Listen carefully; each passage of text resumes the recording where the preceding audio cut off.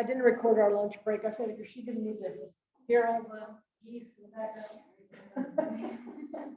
Okay, so this afternoon we're talking about the domestic church. And I've got to get it out for you. Your parents, you want to pass these out for me?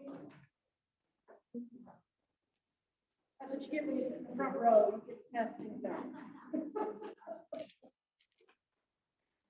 So I have a quote on here, and this is from the U.S. Conference of Catholic Bishops, from a document that they put out, I think in 1995, called "Follow the Way of Love." And the bishops said that we need to enable families to recognize that they are a domestic church. There may be families who do not understand or believe they are a domestic church. Maybe they feel overwhelmed by this calling or unable to carry out its responsibilities. Perhaps they consider their family too broken to be used for the Lord's purposes. But remember, a family is holy not because it is perfect, but because God's grace is at work in it, helping it to set out anew every day on the way of love. So, no excuses, guys. No excuses. So I probably told you that that quote was in the takeaway handout, but the rest of it's on the handout you just got. This is a document that Deacon Michael found a few years ago, and I think it's great. And it's got sources on the back and everything. But it's just a great look at marriage and family as a domestic church.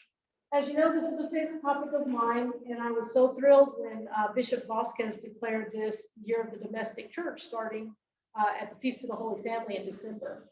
So we are in our fourth month, I guess, it's February. So if you check the bulletin, every month there's a different theme. This last month was vocations. This month we're talking about prayer in the home. So if you look at the bulletin, there's a little blurb in there and some suggestions on things that you can do to pray in your home. But I wanted to talk today about, what is a domestic church? What does that mean? Where did that come from? All of those questions that we have.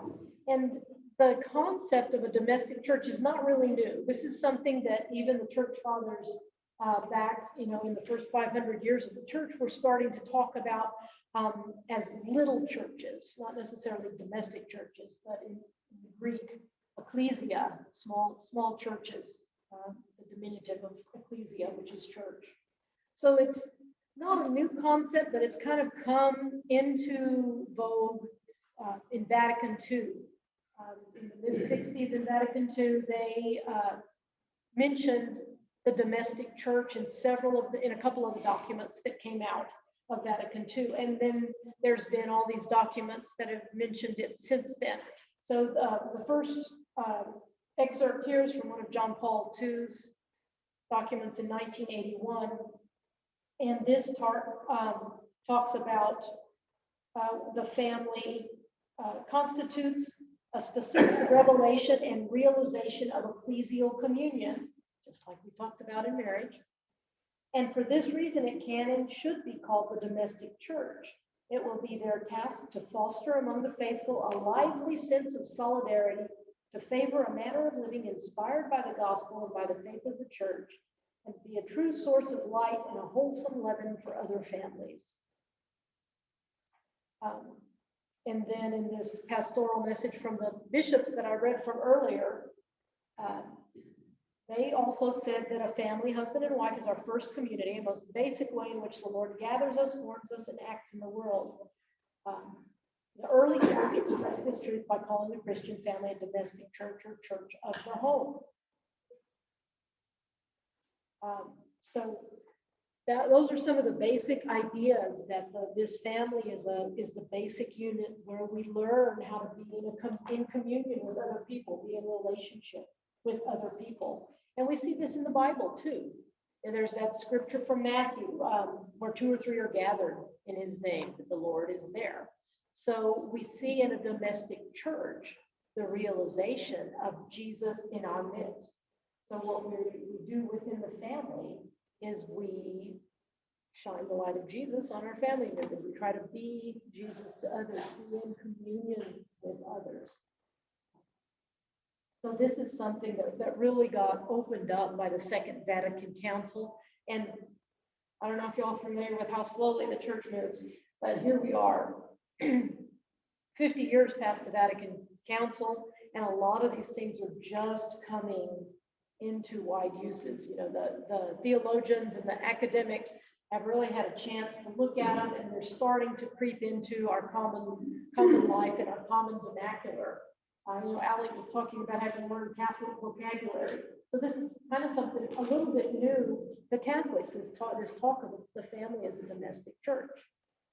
Do you have a question, John? Okay. And we see the family, you know, the smallest unit is the church. And then, you know, you get a bunch of families together and you have your parish. You get a bunch of parishes together, you have the diocese. You get a bunch of dioceses together, and that's the universal church. So that family is the basic building block of the universal church. So that's why it's very important. We see that the family is here to help carry out the mission of the church, because we're talking about a Christian family where the members are all baptized, so they share in that mission of Christ. So you learn in your family how to be Christ to others. You learn how to treat others with respect, that human dignity that we keep talking about. You learn your prayers. As parents, you're the first teachers of your children. So it's not the job of the catechist of the church to teach your children everything they need to know about Christianity in 1 hour a week. No, that happens in the home. And, you know, like Father was saying in his homily today, it's that example that you set. You know, as the children see mom and dad praying together, or they see the family praying together at meals, or doing morning prayer together, evening prayer together, whatever your family traditions are, that's how the children learn. You know, it's one of those, you know, that they learn by example. They learn by seeing. They're gonna do what you do, not what you tell them to do. So it's not going to be do as I say, not as I do. That doesn't work when it comes to learning about being a Christian. You've got to be that example, and you know, give them that example of you're not gossiping, you're not lying, you have integrity in your relationships with other people. I know my kids were very amazed one day. My grocery cart got away from me as I was getting one of the kids into the car seat and ran into another car and broke the tail light. And so, you know, I go and I write my information on the thing and put it in his windshield and say, hey, you know, I'm so sorry. Here's my number. Here's my insurance information. You know, let me know how you want to do this. I had 2 young kids in the car. I wasn't going to sit there and wait for them. Yeah, why'd you do that? You could have just left. And I'm like, well, no, that's not right. You don't just do that. And so they just, you know, learn by doing and watching and asking questions. You know, what's the right thing to do? So this document is interesting because it goes through a lot of these things. I'm not going to go through all of them. This is a document for you to have and to read through and to think about. But it starts with we carry out the mission of the church of the home, the domestic church, in ordinary ways when. And the first one is we believe in God and that God cares about us. We turn to God in times of trouble. We give thanks to God when things go well. So just that example of belief and trust, of thanking God when times are good, and to, you know, going to Him when times are bad.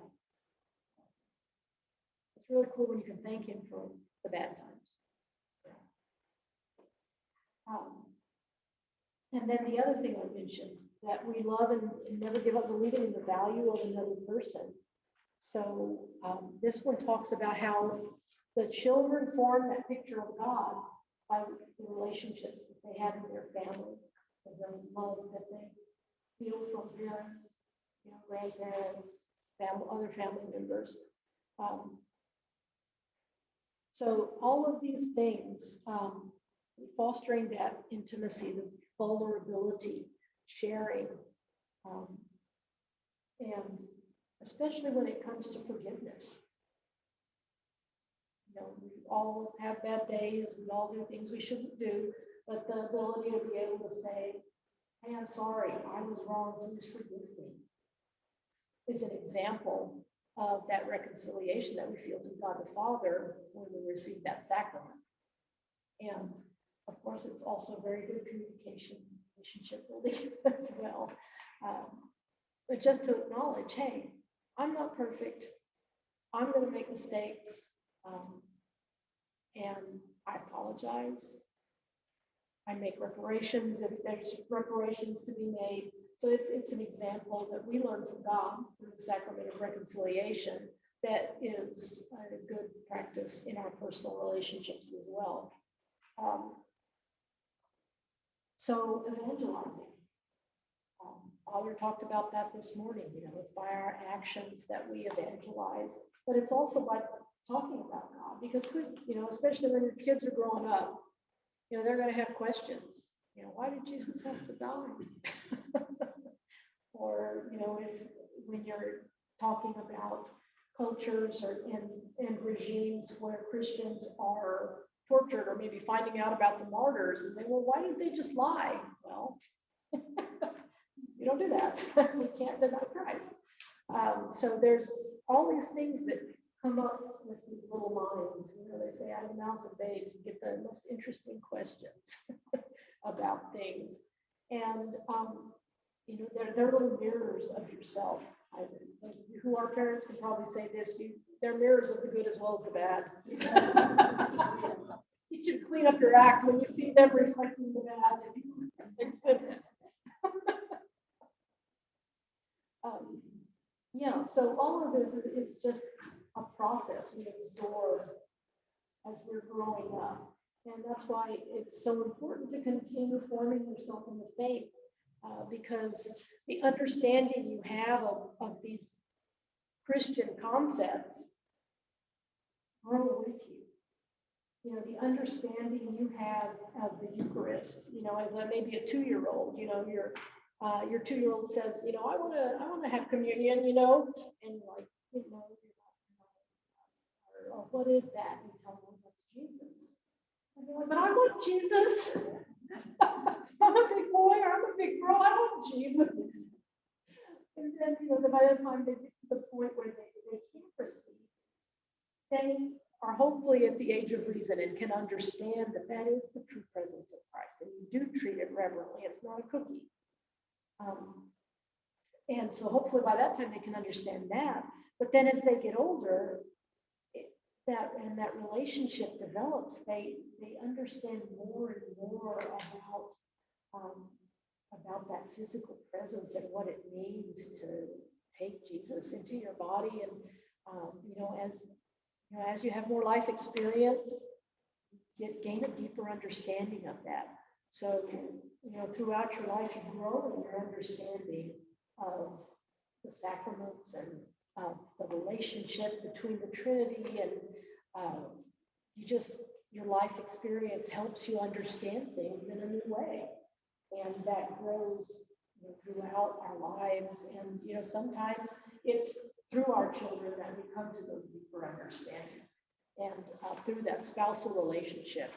I think one of the most difficult things about being married is when your spouse speaks the truth in love to you and you don't want to hear it. So that's part of that domestic church, and that's something that we are all called to as brothers and sisters in Christ. You know, sometimes we need to be corrected, and it's our brothers and sisters in Christ that can do that. Or sometimes we feel like we need to correct someone. It's a hard part of it, but it's a necessary part of it. And I'm always appreciative when someone points something out to me that I'm blind to. It's like that scripture that says, you know, before you point out the splinter in someone else's eye, you get the log out of your own. And I think I find at least that things that bother me in other people are usually things I need to work on myself. So I always try to look inward and do that. One of the big things that we do in the domestic church is praying together. And this is, like I said, this is where our children learn to pray. They learn to pray by watching their parents, and when it's time to pray, they learn to say their prayers. You know, Our Father, the prayer before meals, just by repetition, by having that done in the family. And that's a very important part of the family as a small church.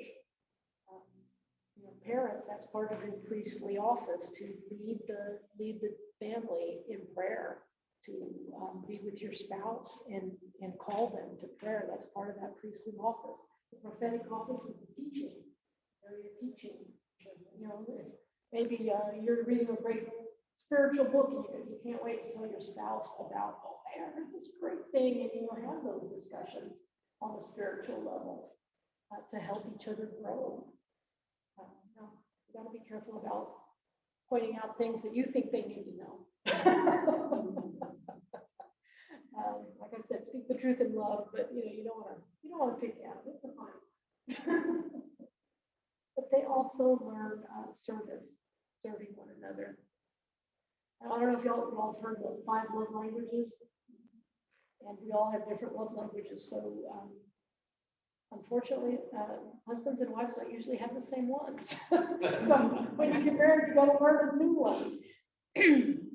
But praying together, serving together, service brings it. Because my number one love language is acts of service. And I think most people in ministry, it's probably pretty high up there. But it's not my husband's.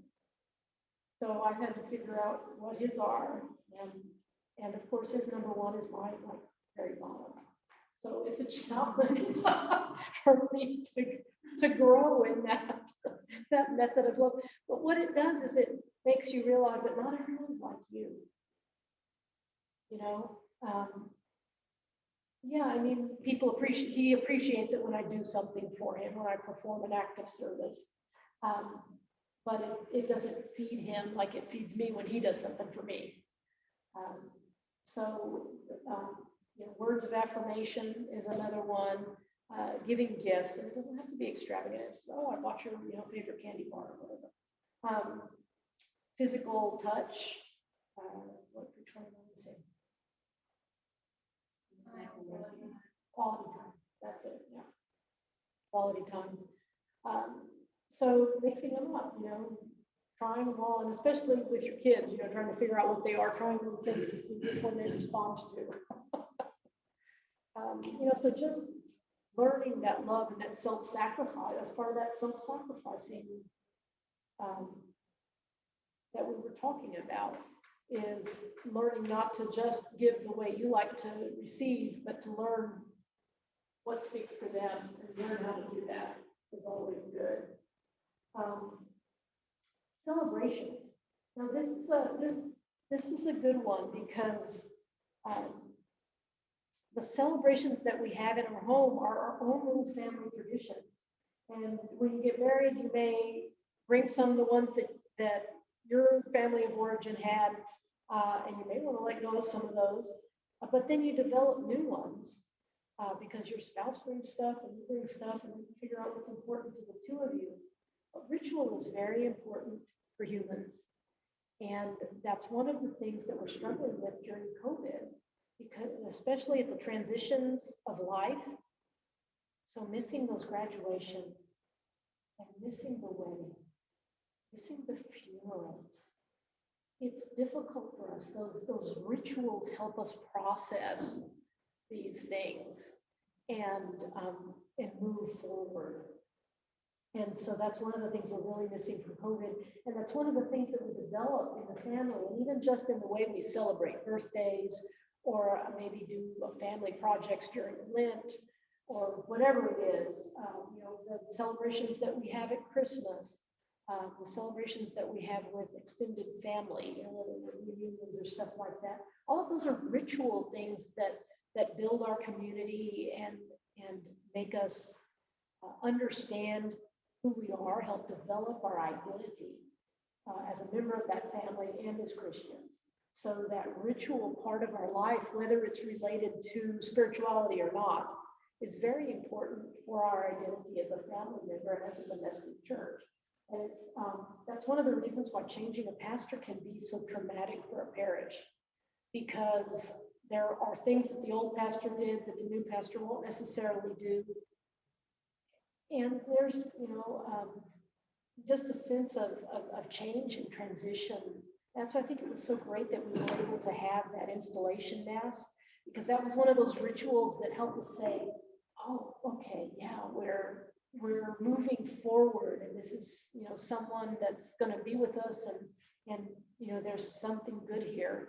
And a lot of people really struggle with pastoral changes, and I've always, not that I don't struggle with them, but I kind of have this trust in God that God is sending this pastor here for a reason, and even if I can't see what it is right now, I know God has a reason to send this man here, and I'm just going to trust in God and see where it goes.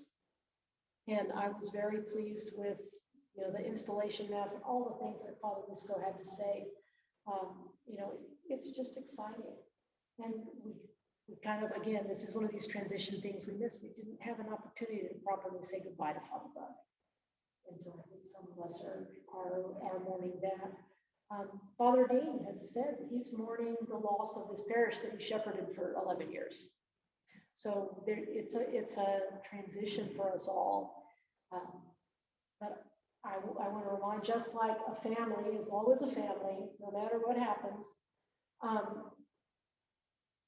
the church, the parish, is the people. And so even if our shepherds change, we are the body of Christ. It's like if you get a knee replacement, does it change who you are? No. You're still, so, you can have changes like that, but you're still the body of Christ. The majority of us, we're still the same. We're still doing the same thing we were before Father Dean got here. And yes, things are going to change, and it's going to look a little different. But we're that body of Christ, and we've got this identity as Catholic Christians that's in this mission, this shared mission of Christ to keep us going on the same path, even though it's different than it was before. So that ritual is very important for us as humans. One of the other things about the domestic church is that hospitality aspect of it. We were talking earlier about those who don't believe in sacramental marriage like we do. So, welcoming those who are different from us, sharing the love of Christ with them, not necessarily overtly, but through hospitality and showing them the love of Christ, no matter who they are. That includes the poor, are we feeding the hungry? And maybe right now we can't physically go out and feed the hungry, but maybe we can donate household goods or money to St. Vincent de Paul, because they're actively involved in helping people who are experiencing food insecurity and issues with rent and utilities and such. So we're called to give charitably to organizations that touch our heart. It's not necessarily going to be the same money for each one of us, but that's one of our gospel responsibilities to do that. So there's this sense of the social justice that the church has that really is important for family life, because that's where we learn it. If you grow up, going out and feeding the homeless, you're going to bring that heart for the homeless into your adult life and share that with others. So there's, if you grow up serving in the church, if you grow up singing in the choir, those are just things that train us, that we give back to our community, and we look out for those in our community that need our help, because we are our brother's keepers. So it's that sense of caring for our neighbors. And who's our neighbor? Everyone in the world is our neighbor. Yes, the people in Africa are neighbors, but the church has this concept of subsidiarity and solidarity. So solidarity says, hey, we're all on this world together and everyone's our brother. Subsidiarity says that we take care of things at the most local level possible. So if there's a problem, we try to take care of it in the family. If we can't take care of it in the family, maybe we go to our church family. Then we might go to the city or the state or national help before we go international. So that sense of taking care of problems locally and helping those closest to us before we help others. Obviously, it's important for us to help others, and we're fortunate in this parish that most of us are financially able to help in several places. But just that sense of we take care of our own and we take care of everyone as we are able.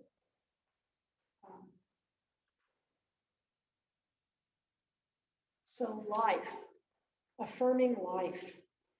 We talked a little bit about being fruitful when we were talking about marriage. And one of the things that Pope Paul VI warned about in Humanae Vitae was the disrespect for life in general, and whether it be through contraception, through abortion. One of the things that the Culture of Life Committee here at St. John Neumann does is they make us aware of other life issues. It's not just about abortion. There are other life issues. One is the death penalty. So praying for those who are on death row and for the abolition of the death penalty. One thing that, as I get older, I'm more concerned about is euthanasia. A lot of doctors now, once you get past a certain age, they don't want to treat you. And I ran into this when my father passed away. He was having some seizures and they did a brain scan and they said the scan was normal for a man his age. He had melanoma throughout his brain and they wouldn't even do any tests. It wasn't until he was almost dead that they figured out what it was. They wouldn't do any tests, they didn't do anything. And my mom was not strong enough to push it with the neurologist. And, you know, that was one of those things I had to respect her desire to handle the situation and not stick my foot in it too much.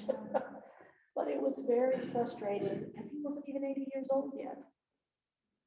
And the neurologist just, and it was very frustrating. And I think that we see that sometimes with our elderly. And I don't want to get too far afield on this, but there's a lot of information on medical ethics that you can read when it comes to end-of-life decisions. And I just want to mention one concept, this concept of ordinary versus extraordinary. We've talked about this as the ordinary minister of a sacrament versus the extraordinary minister of a sacrament. Like for the Eucharist, communion, the priest or deacon is the ordinary minister. The lay people are extraordinary ministers because they're not the normal minister, but we are in special circumstances. So they are extraordinary ministers that are allowed to distribute the Eucharist. So there's that same concept in medical care, is there's ordinary care and there's extraordinary care. So if someone has pneumonia, you would think that the ordinary care would be to give them antibiotics, because we know that that's an effective treatment for pneumonia, correct? But if someone's, 20, 30 years old, relatively healthy, yeah, you definitely want to do that. But if someone's very elderly, say you've got a 90-year-old that already has a terminal condition, giving them antibiotics might be considered extraordinary care. Because if they're in a lot of pain, very close to death anyway, letting them die quickly of pneumonia might be the more humane and way to let them go. So when you're talking about medical care, there is that concept, is this treatment ordinary or extraordinary? So in that case, giving antibiotics might be considered extraordinary, and the ordinary might be to let that take its course. But it's a big topic. But when you are looking at that quality of life, you never want to remove life support. And when you're providing medical care, you want to the best of your ability, make sure that you're providing care that's dignified. I have a good friend who's a doctor, and she was explaining to me that sometimes at the end of life, that even providing feeding, water and food could be more painful than not. So there's all sorts of medical stuff to go on, but you always have to be conscious of, are we valuing life in this decision that they're making? And this is why some people, when they're facing cancer treatments, they choose not to continue treatments because they feel like they'd like to live what's left of their life, being able to enjoy their family as opposed to being hospitalized and miserable because of the treatment. So we have to respect their autonomy there if they're still able to make those decisions, and try to make those decisions in the best way possible. A lot of issues when it comes to life, obviously, violence and abortion and all of those things. But there's some that you might not think of. Racism, that's another dignity of life issue that has come to the forefront here recently. So just being conscious in the family, making sure that you're not using language that puts down a certain class of people, even if it's a politician that you don't particularly care for, and being respectful of others in general, because we know that every one of us was created by God. And I often have to remind myself that Jesus loves that person I'm getting frustrated with just as much as he loves me, and try to see them as a child of God, a creation of God, and not try to, not be tempted to tear them down with my words. And I think that's probably one of the hardest things that we deal with in our day and age is using those words in a positive and affirming way, because it's very, our world is very frustrating, and there's a lot of people that we think are just nuts. And the other thing is vocations, which we've talked about several times already, but to encourage people in our family to find their vocation and discern that and follow it, even if it's not something they think is necessarily the best way to go. If they truly discern that that's what they want to do, to support that as well. So just this recognition that we are a domestic church, and we're all in this together, and we're all trying to help each other get to heaven, can help us as we're going through all the things that family goes through. Because if you have young children, that's like crazy. Oftentimes you have young children and elderly parents that need help. And I know when my kids were little, my grandparents were fading, and occasionally I'd get a call. I know one time I got a call from my parents. They were staying with my grandparents because my grandparents were ill. Then my parents got ill. They called me and said, "We're all sick as dogs. Can you come help?" And so I left my children to go down there and help my parents and grandparents, because they were not in a good place. So just that being there for family and recognizing, this is a priority, and things get messy, and it's not always going to go perfectly.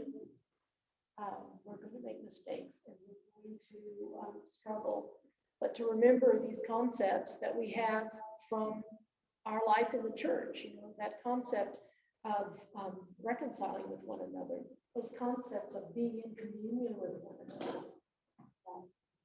that complete giving of each other to our spouse in that relationship, even when it's difficult. All those things are components of the domestic church. And so that domestic church should have that firm foundation of Christ. So just like marriage, prayer should be an integral part of that. And in today's bulletin, there's some suggestions on how to have prayer in the home. As I mentioned, that we understand marriage as being created by God to help order our family life and order our lives towards Him. And so that's something that we can keep in mind when we're thinking about the domestic church, is that that's the way God created our lives to work, our relationships to work. And so, to the best of our ability, obviously we're in a broken world. I'm divorced. My children no longer have a single home to go to, and it's traumatic for them, even as young adults, to be dealing with this. So, none of us are perfect, and life's tough. But I like to think of it as, we're all broken, but that brokenness, those cracks that we have in our exterior, allow Jesus to shine through our lives, because you don't have to be perfect to let those glimpses of Christ come through. We all have our stuff. We've got our baggage. But that church, that domestic church, is that place where we should be able to build each other up. And yeah, I guess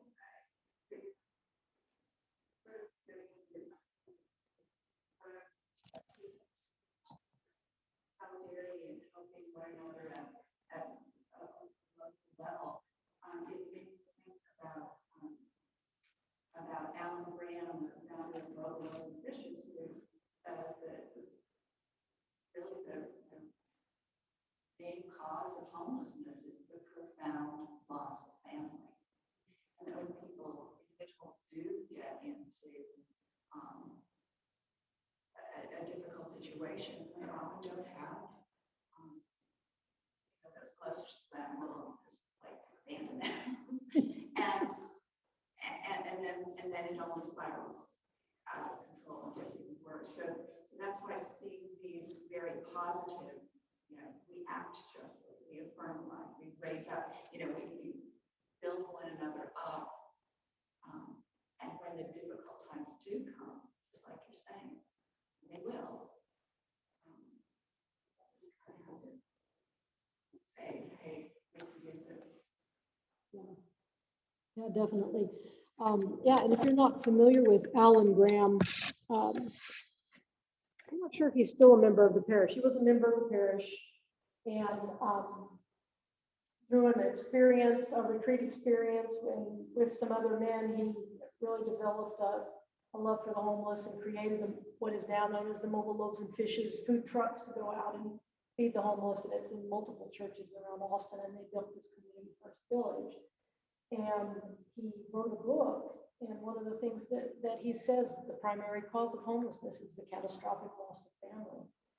And if you think about it, probably most of us are just one major life event away from being in that situation where we could lose everything.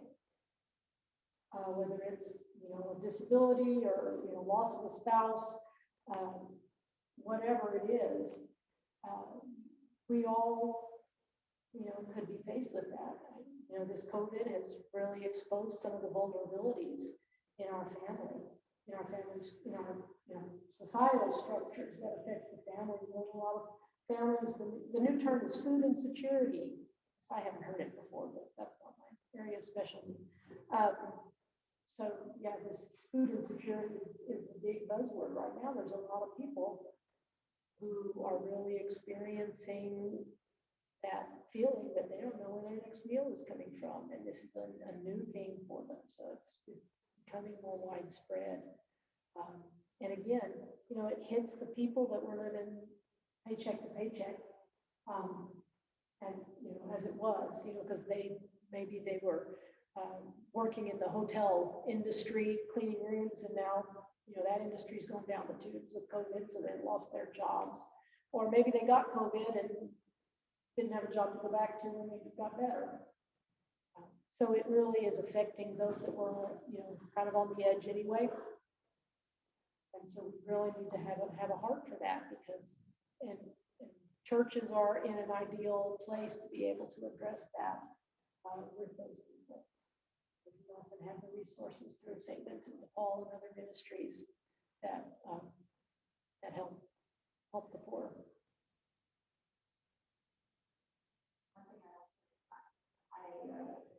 My younger son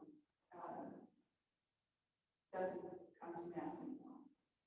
But the one thing he has done over the last year, since his brother's been out of work, is he basically took his brother in and his container and both of them all year. Now my older brother, his older brother now has a job and they're paying back.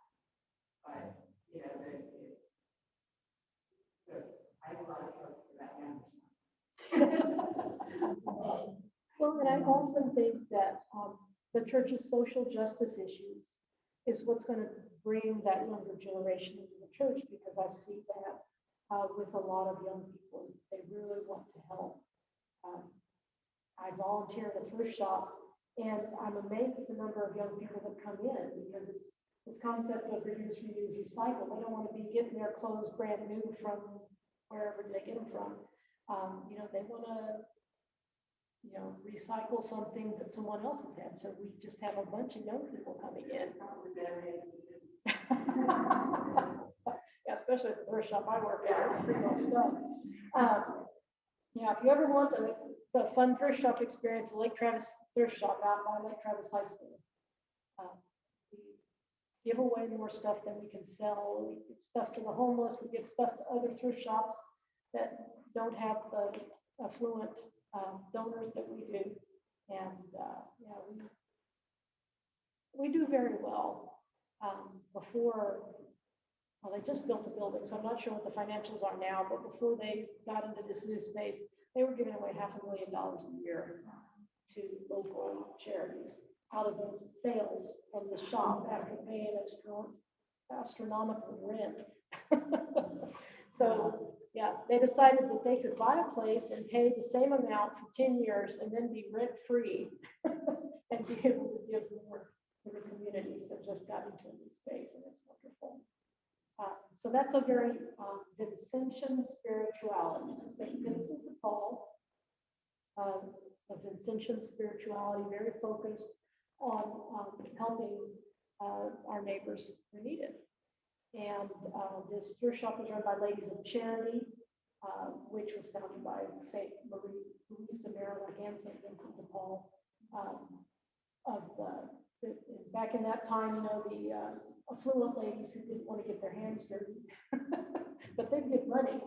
And then there's also the Daughters of Charity, which is an order of nuns that they run orphanages and hospitals and things like that as well. So there's this whole family of Vincentian organizations that have this charism for helping the poor. And their motto is to serve rather than be served. So yeah, it's a fun organization. There's tons of things like that.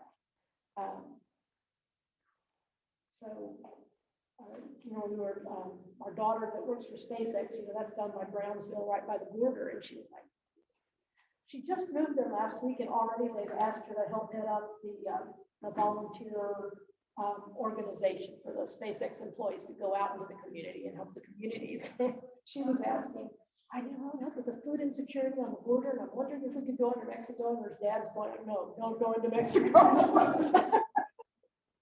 And so I said, let me check her out. And so I got her, I guess, sent her the contact information for Catholic Charities, because they're all over all of that, food stuff, educational stuff. So yeah, so she's going to get connected up there. And that's the kind of thing you want to see from your kids, that they have a passion for giving back and helping others. And when she was in Los Angeles, she got involved with an organization that tutors at-risk youth. And she's still doing it. It's all via Zoom, so she's tutoring someone in math. And that's the kind of things you want to see from kids. And again, mine are not going to church, but I do see them with their friends, you know, really reaching out and helping and doing things that help others. So they've got the heart for it, even if they're not in the building. They've got that, that Catholic worldview of we help others. And I think they both still give up something for Lent, even though they don't go to church anymore.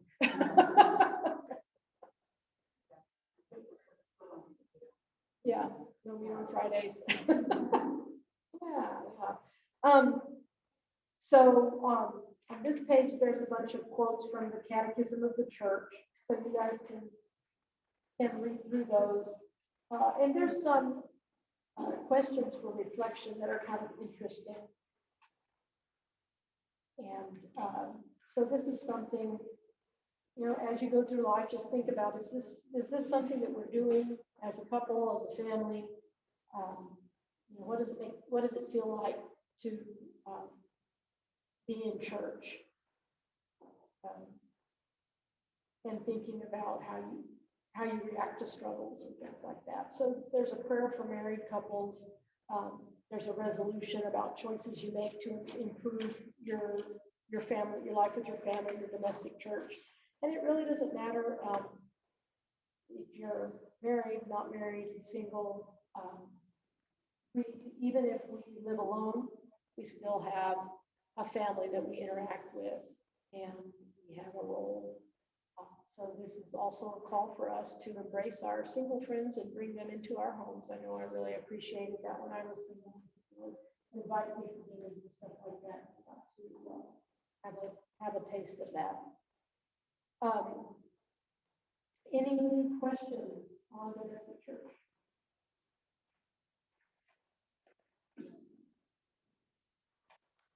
Okay, I've got a bunch of stuff for you all.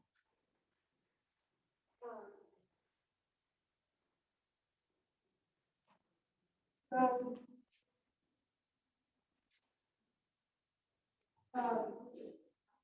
in your catechism, chapter 21 is on marriage. And I put some websites there. There's a page by the USCCB, the U.S. Conference of Catholic Bishops, called For Your Marriage. And that has a bunch of marriage resources. And then for family resources, I put Holy Cross Family Ministries. And that's something that's associated with Father Peyton, and he's famous for saying the family that prays together stays together. And there's actually a movie called Pray that I think recently came out about his life. And, he's venerable. I don't think he's a saint yet. You know, Anne? I think he's venerable. Yeah. Yeah. And then on forge.org, which is our free streaming platform, there's a course called Beloved, and this is on marriage. And so there's like 2 6-week courses. One is on the mystery of and meaning of marriage, so that's more theological. And then the second part is living out your marriage. So some tips on that. So you can watch the videos on there. There's also workbooks if you want to get a small group together. I've had several groups that have done that independently. I put a couple of videos there. One is the one from Jackie and Bobby Angel, which I talked about earlier. I just love them. So give them a look and see what you think. Bishop Barron has a little video on marriage that I put down there. And then books. I mentioned this one by Fulton Sheen, Read, Get Married. And also the one by Scott Hahn, The First Society. So it talks about the sacrament of matrimony and the restoration of social order. And then I'm not sure how readily available this is, but it's kind of a cool book. So if you want a copy, I think I may have a couple of extras. Let me know if you're interested. It's called Marriage Insurance, 12 Rules to Live By. And Father Rocky is the executive director of Relevant Radio, which is the Catholic radio here in town. And he put out this book a couple of years ago, and it's just got some interesting tidbits, and he gives some good statistics.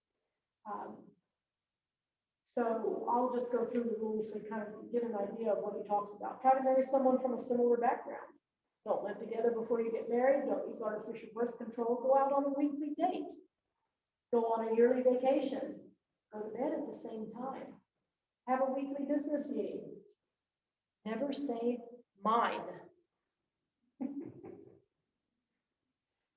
Go to mass every week. Go to monthly confession. Pray together every day. And every day say to your spouse, I love you. So, words of wisdom from a priest who's never been married, but he's been a priest for a while. He's talked to a lot of married couples.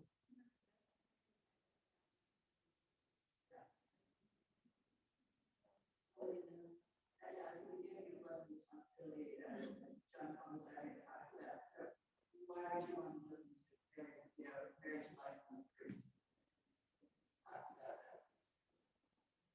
I already talked about national family planning, so there's more kit brochures up here if you're interested in finding out about that. And there's a class next week. I think it's in this bulletin, and it is a link there to sign up for that. I put a brochure out there on living together before marriage if you're interested in digging in a little bit deeper onto why the church frowns on that. And then next week, we're going to talk about Lent. And I got some copies of this journal from the Dynamic Catholic, and you can sign up to get daily emails during Lent. And this is a journal that goes along so that it says, what the focus was for the day and gives you a chance to write your reflections. So please take one. If you have a friend who wants one, I've got extras. So go ahead and take some. They're over here on the table with the rest of it. And so if this is your first time celebrating Lent as a Catholic, it's kind of good to get some different perspectives. And most of these videos, some of them are done by Matthew Kelly, who founded Dynamic Catholic, but a lot of the people on his staff do them as well. So you're not just getting one person, one person's perspective. I will also be advertising from formed.org, that online platform, their daily emails during Lent. And that's going to be by Dr. Tim Gray. And so he's more of an academic, but it's going to be kind of educating you on Lent. So that's going to be another, like, why do we do 40 days and things like that? So that's another good option for you. And you could use this with it, if you want to just journal. This is very 2021, so please take one. Can't use it next year. I think that's all I have. Yeah, so next week we'll be talking about Lent. And 14, I'm probably going to ask you if you want to do the Stations of the Cross, or if you want to do something else. So give me your ideas.